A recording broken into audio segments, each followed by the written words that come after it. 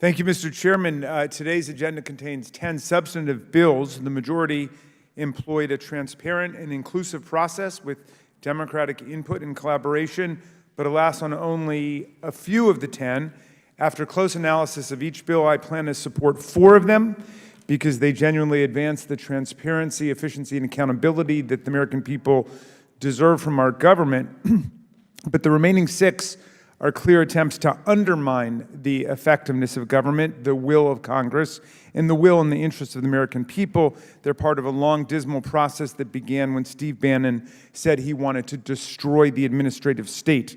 I invite the public to closely examine these bills for themselves so they don't start following this bunch of wolves in sheep's clothing deep into the forest.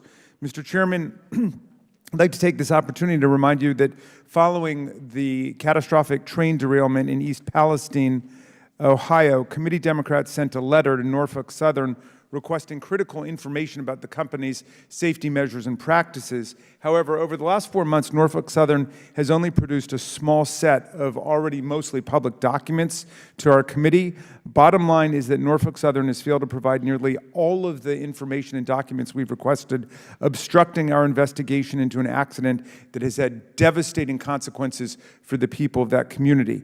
After Norfolk Southern produced an initial set of documents, their counsel falsely claimed that the company cannot provide information to Congress, in part because of the National Transportation Safety Board's investigation.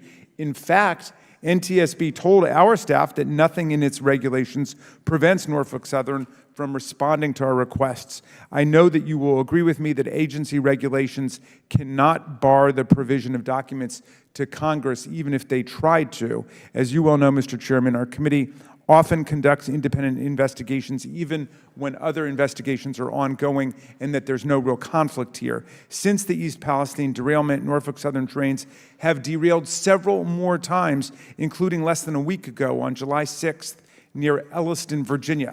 It's imperative that we get the answers and the information from Norfolk Southern that we need before another catastrophic incident occurs. At a hearing that you convened on March 9th, Vice Ranking Member Ocasio-Cortez asked for a bipartisan hearing on the East Palestine derailment, stating, quote, "The public needs answers," and you responded stating, quote, "I agree absolutely. I look forward to working with you on that." Mr. Chairman, I hope we can pursue that precise bipartisan agreement on rail safety, even though many weeks have passed since that terrible event occurred. In that spirit, Mr. Chairman, I'd like to respectfully ask you to work with us to get those answers that the public, particularly the people of East Palestine, Ohio, deserve.